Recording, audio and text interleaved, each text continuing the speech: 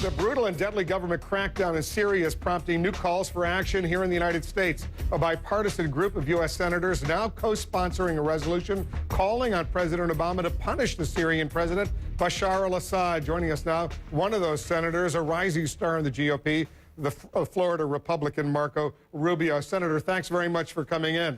Thank you, Wolf, for having me. I know you got a lot of senators on this resolution. More are jumping aboard, I think, each hour. What's the single most important thing you think President Obama should be doing vis-a-vis Bashar al-Assad that he's not doing? Well, a number of things. I think first needs to call for the fact that Assad is no longer the legitimate ruler of that country and that he needs to step down. And I hope he'll do that sooner rather than later. I think also use the power and prestige and voice of states to encourage the European Union to continue to do things to punish the Syrian government and protect the Syrian people. Encourage Turkey to use its growing influence in the world to help the Syrian people transition to a peaceful future. Look to the Arab League and ask the Arab League to speak out as well, the same way they did in Libya.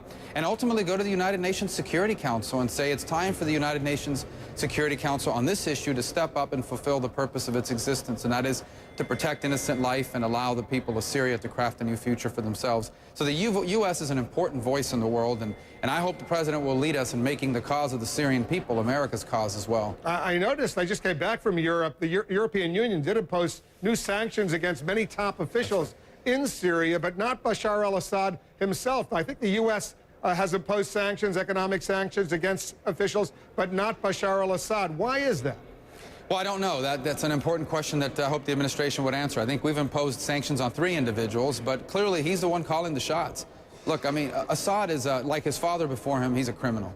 He's a murderer with a well-documented history of not just supporting terrorism abroad, but also of human rights abuses at home, torture, abductions, murder. That's what he's doing. We need to call him out for what he is. We need to impose sanctions. And let me tell you, the most useful sanctions are the ones from Europe, because Europe does so much economic activity with Syria. So it's encouraging that the European Union is taking these measures, and we should use our influence in the world to encourage them to continue to do that. But we also have to lead by example, and I hope the President will lead on this issue. So what I hear you saying is you want the U.S., the Obama administration, to treat Bashar al-Assad as it does the Libyan leader, Muammar Gaddafi. Well, in terms of saying he's illegitimate, absolutely. He's not the legitimate leader of Syria. He forfeited that the day he ordered his armed forces to fire on innocent, unarmed civilians in Syria. And the most important message we have to send is that the United States is on the side of the Syrian people, a people who have a right to the same freedoms that we have, a people that have a right to peacefully pursue a better future for their country. That's whose side we're on. We're on the side of the Syrian people, and we should call, by the way, on patriots in the Syrian armed forces to ask for him to leave, and if he doesn't leave, to remove him. I remember that when Muammar Gaddafi ordered his troops to start killing fellow Libyans, the U.S. immediately shut down the embassy there, recalled the ambassador, closed up shop. Is it time for the U.S. to shut down the embassy in Damascus, recall the ambassador?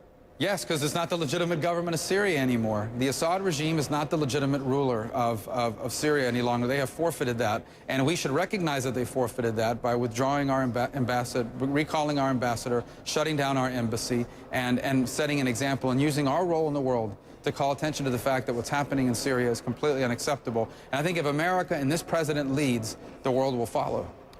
Anthony Shadid, the New York Times Beirut correspondent, was allowed into Syria for a few hours this week. He interviewed Rami Makhlouf, who's one of the top advisors and aide. He's a cousin to Bashar al-Assad. He's the richest guy, I think, in the country. And he said this to the New York Times, Rami Makhlouf. He said, if there is no stability here, there's no way there will be stability in Israel.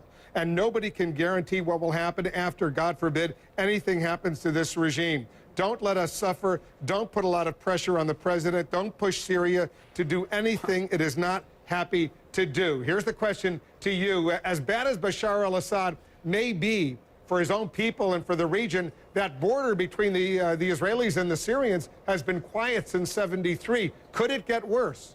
Well, first of all, it's hard to imagine it getting worse. How can you be worse than a murderer like Assad, who's like a criminal like his father before him? Second of all, that's their talking points. That's exactly the leverage they use to justify their tyranny. That's exactly the leverage that they use to justify and stay in power in the things they do. They try to blackmail the world with threats like that. Here's the reality. We either believe the founding principles of this nation or we do not. The founding principles of the United States are simple, and that our rights don't come from our laws or from our government, they come from our Creator, and that these rights extend to all men, and any government who denies these rights is an illegitimate government. Anywhere in the world where that's challenged, the United States has to speak out against it. Otherwise, the very essence of our founding, our purpose for existing as a nation at our founding is gone. This is an important issue. You know, an entire generation of people in the Middle East, young people, are forming their opinions about the United States for a generation to come based on how we act here. And we can't just be interested in things from a geopolitical perspective. We have to care about human rights. We have to care about the freedom and liberty of other people. And we have to use our voice, our prestige, and our power in the world to speak out on behalf of people who are being systematically oppressed and abused by criminals like Assad. Well, how do you know, Senator, that if Bashar al-Assad leaves, whoever might replace him could possibly be worse?